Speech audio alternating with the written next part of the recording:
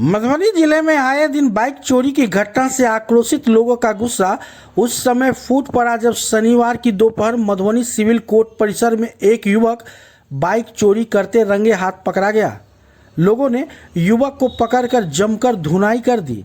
इसी दौरान स्थानीय अन्य लोगों ने इसकी सूचना मधुबनी टाउन थाना को दी।